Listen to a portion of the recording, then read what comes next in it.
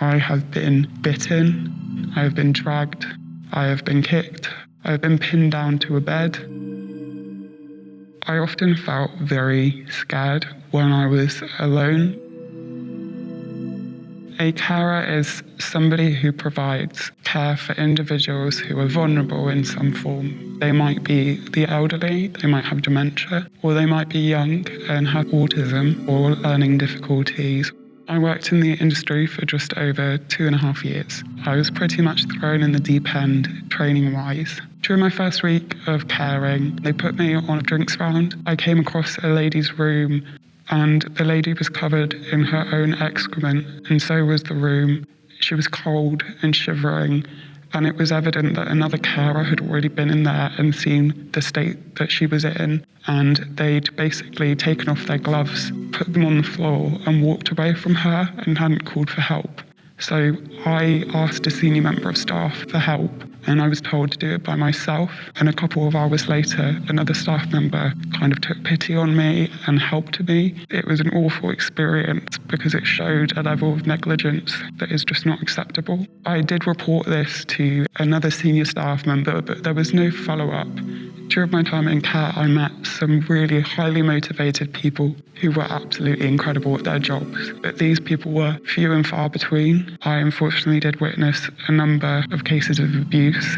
During my first instance of care with elderly people, I hadn't been on shift for the night, and I got a phone call from a manager in the morning to say that the police were involved in an incident that evening where an elderly woman got sexually assaulted by an agency worker.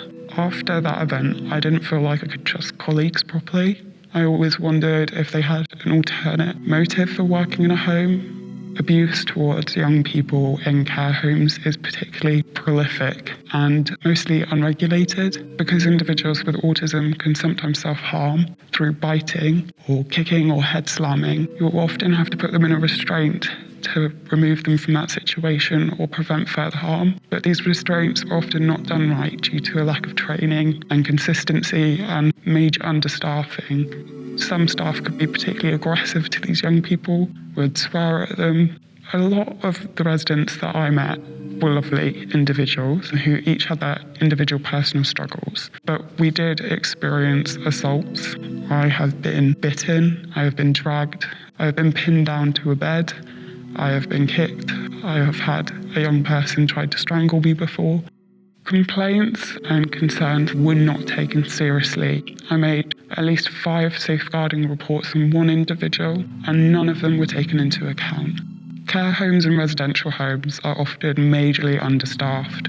When you are understaffed, it puts an enormous strain on the individuals who are left to care. One of my homes, for example, there were 3 of us for 22 individuals, most of whom had dementia, and we had a broken down lift. Sometimes individuals require more than one staff member to care for them. On one occasion while I was working with young people, we had one individual who needed 4 staff members at a time, and down the corridor we had another individual who needed a similar number. And that day we were so understaffed that a member of staff was forced to care for both of these individuals by themselves. It was often hard to give adequate care when you had so little time. There was an individual, for example, who developed a grade 4 pressure sore, and grade 4 pressure sores are down to the bone, and this individual had it on their spine, and you could literally see his spine. Family members are often mostly unaware of how understaffed residential facilities are. One of the client's grandparents found out how much inadequate care was going on around her grandson, and she really wanted to take her grandson home to find a different facility for him, but she was basically forced to keep him in this particular facility because she was told that if she took him out of it, that she'd lose all funding for him from the council. People come to the UK to do care work for a variety of reasons, often to improve their own lives individually and get to send money home to their families. And I often feel like they receive some of the worst treatment from both residents and management. Management can be particularly cruel by picking them out and using them as an example. Residents who are elderly may call them unpleasant slurs.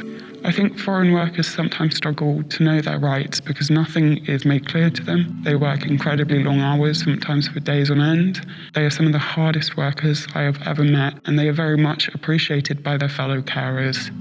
After I cared for individuals with autism, young people, I experienced an emotional burnout. There was an incident that left me with post-traumatic stress disorder.